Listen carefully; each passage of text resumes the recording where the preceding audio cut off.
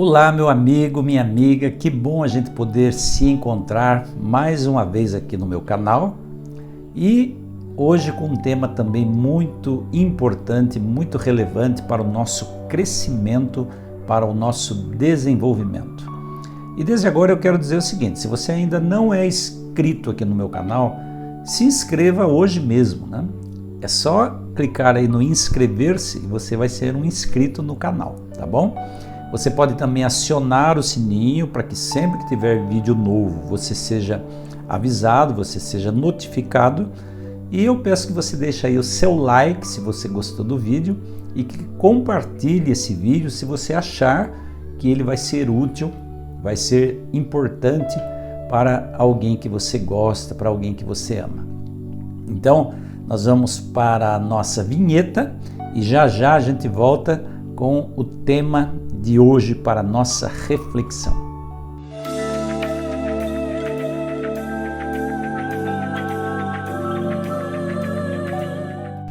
Hoje eu quero refletir com você sobre uma história muito bonita que nós encontramos no Evangelho de Lucas, no capítulo 19. É a história de Zaqueu. Zaqueu, o publicano. O que era publicano? Era alguém que se dedicava, tinha como profissão cobrar impostos. E eu quero tecer aqui um pano de fundo bem rápido, bem superficial, mas que pode contribuir para a nossa compreensão dessa história. Na época dessa história, o povo hebreu era cativo do povo romano, ou seja, era colônia de Roma. E os romanos impunham pesados impostos sobre as suas colônias. Zaqueu era um judeu, porém ele trabalhava para os romanos como cobrador de impostos. Por aí dá para ter uma ideia sobre como Zaqueu era odiado pelos seus compatriotas. Mas além de tudo isso, Zaqueu ainda tinha um outro problema. Ele roubava os impostos para enriquecer. E ele ficou realmente muito rico. A Bíblia diz que Zaqueu não era só um cobrador de impostos. Ele era o chefe dos cobradores de impostos, o chefe dos publicanos. Em outras palavras, Zaqueu gozava de riqueza, ele também tinha poder e ele comandava a coletoria de impostos na cidade de Jericó. Jericó era uma excelente cidade, uma bela cidade, muitas palmeiras e era um centro comercial importante, estratégico do Império Romano. Zaqueu exercia ali a sua profissão de cobrador de impostos. Então, olhando a história de Zaqueu, aí no capítulo 19 de Lucas, nós podemos ver que Zaqueu tinha algumas coisas que muitas pessoas de hoje anseiam ter. O que Zaqueu tinha? Primeiro, Zaqueu tinha dinheiro. Ele era um homem rico. Segundo, Zaqueu tinha poder, porque ele era chefe da coletoria. Em outras palavras, ele comandava pessoas. Zaqueu tinha o poder até de mandar prender e mandar soltar outras pessoas. Outra coisa importante que nós vemos no relato da Bíblia é que Zaqueu tinha saúde. A saúde é algo que realmente é um presente de Deus. Independente da idade que a pessoa tenha, da idade que você tenha, o presente mais importante que você pode ter na sua vida é a sua saúde. Como é que nós sabemos que Zaqueu tinha saúde? Porque ele correu e subiu numa árvore para ver Jesus. Não é qualquer pessoa que sobe assim numa árvore, né? Com facilidade. E Zaqueu com certeza não era um jovenzinho na época dessa história. Ele tinha já uma certa maturidade, uma certa idade, que é o que fez com que ele galgasse também a escadaria do poder, a escadaria da fortuna e do sucesso. Veja, Zaqueu, aos olhos humanos, era um homem bem-sucedido. E Zaqueu também tinha um lar, tinha uma casa. Provavelmente Zaqueu era casado. A Bíblia não revela isso, mas Zaqueu com certeza era casado. O que acontecia com Zaqueu? Por que ele correu para ver Jesus, correu e subiu numa figueira? Zaqueu anteriormente já tinha se encontrado com João Batista. E Zaqueu era um homem antenado com os acontecimentos atuais da sua época. E ele, ao ver que vinha uma grande multidão, ele era um homem de pequena estatura, mas tinha uma visão muito boa, uma visão de mundo muito boa. E Zaqueu deduziu que aquela multidão ia passar por aquele lugar, por aquele caminho, onde havia ali uma figueira. Então ele pensou, eu vou subir na figueira, porque eu sou um homem baixinho, eu não vou conseguir me aproximar de Jesus, e eu quero conhecê-lo. Para surpresa dele, Jesus parou e a multidão também parou, bem debaixo da árvore onde Zaqueu tinha subido para ver Jesus. E Jesus começou ali a falar, e à medida que Jesus ia falando, Zaqueu começava talvez a pensar, esse realmente é o Filho de Deus, como disse João Batista. Mas de repente aconteceu algo inusitado.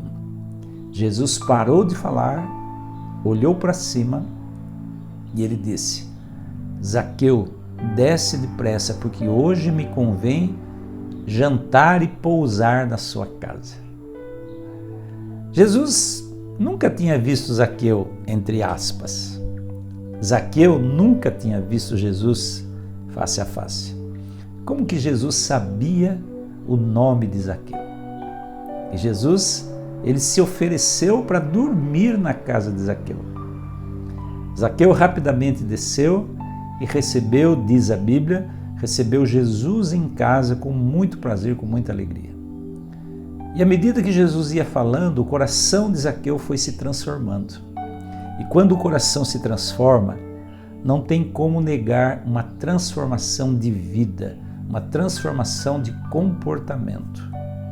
E aí Zaqueu então chegou à seguinte conclusão: Senhor, se eu tenho roubado de alguém, se eu tenho defraudado alguém, eu vou devolver 4 vezes mais daquilo que eu tirei. E metade dos meus bens, de hoje em diante, eu vou distribuir aos pobres. Sabe qual foi a resposta de Jesus para essa decisão de Zaqueu? Jesus disse assim: hoje houve salvação nessa casa. Hoje entrou salvação nessa casa. Em outras palavras, Zaqueu se converteu. A palavra conversão significa mudar de rumo, mudar de direção. Naquele momento, em contato com Jesus, Zaqueu se converteu. Por que Zaqueu se converteu? Por que ele sentiu necessidade de Jesus? Na verdade, nada do que Zaqueu possuía preenchia o vazio existencial que ele trazia. Ele tinha dinheiro, o dinheiro não resolvia o seu problema de vazio existencial. Ele tinha poder, mas o poder também não resolvia o seu problema de vazio existencial. Zaqueu tinha saúde, mas a saúde também não lhe trazia o preenchimento para o seu vazio existencial. E mesmo a família também não supria essa necessidade de Zaqueu. Quando ele se encontrou com Jesus, ele viu que ali estava alguém que poderia preencher esse vazio de sua existência. Por isso que o contato com Jesus, aliado à sede que Zaqueu tinha de Cristo, de algo que preenchesse o vazio de sua existência, produziu em Zaqueu aquilo que produziu: a conversão, a mudança de direção, a mudança de rumo. Sabe, meu querido, eu não sei se você anda ou não correndo atrás do sucesso. Eu não sei também qual é a sua concepção de sucesso. O que é sucesso para você? Mas de uma coisa eu tenho certeza: o único sucesso verdadeiro é você ter contato com o único que pode preencher o vazio da sua existência. É interessante que quando a gente passa por um momento de extremo perigo, seja através de uma doença, de um acidente ou de qualquer coisa dessa natureza, a gente passa a olhar a vida com os outros olhos. Aquilo que talvez fosse importante antes, agora não é mais, porque a vida passa a ter um outro valor. A gente muda as nossas prioridades, a gente muda o nosso olhar sobre o que realmente significa viver. Hoje ainda visitei uma mulher, esposa de um amigo meu. Passou por momentos difíceis, momentos de UTI, momentos em que ela realmente estava entre a vida e a morte. A sua vida estava por um fio. Mas hoje ela está bem e ela ficou emocionada com a nossa visita e ela então se expressou o quanto foi difícil, mas o quanto hoje ela é grata a Deus, porque ela tem uma visão de vida e de mundo diferente. Sabe, Jesus é o único que pode transformar essa visão de mundo que nós temos. Ele é o único que pode preencher o vazio existencial em nós. E para que a gente seja uma pessoa realmente feliz, completa e viver uma vida de pleno significado, não existe outro caminho, não existe outra forma a não ser viver essa vida com o nosso Criador. Eu quero compartilhar com você um texto de um amigo meu que eu recebi essa semana. Um texto muito bonito. Esse texto basicamente é isso. No relato do Gênesis, da criação, nós encontramos quando Deus quis produzir peixes, criar os peixes, Deus falou com o mar e disse: produza seres viventes. Quando Deus quis produzir relva, árvores, Deus falou com a terra. Mas quando Deus quis fazer o homem, Ele conversou com Ele mesmo. Deus conversou consigo mesmo e disse: façamos o homem à nossa imagem, conforme a nossa semelhança. Todos esses elementos produzidos por Deus, criados por Deus, esses seres viventes, peixe, relva, árvores, seres humanos, só podem ter vida se estiverem conectados àquilo com quem Deus falou para se produzir. Deus falou com a água para produzir peixe. Agora presta atenção nisso. O mar, sem peixes, continua sendo mar. Mas o peixe sem o mar não é nada. Deus falou com a terra para produzir a relva e as árvores. A terra sem as árvores, sem a relva, continua sendo terra, solo. Mas a relva e as árvores, sem o solo, sem a terra, simplesmente não é nada, não são nada.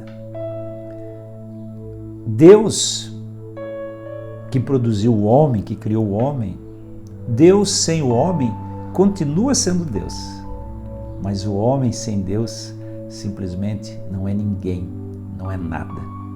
Então, para que a gente tenha sucesso na vida, para que a gente seja alguma coisa aqui nesse mundo, para que a gente deixe o nosso legado no coração e na vida das pessoas, nós temos que estar conectados com a fonte da vida, que é o próprio Deus, porque sem Ele nós não somos nada.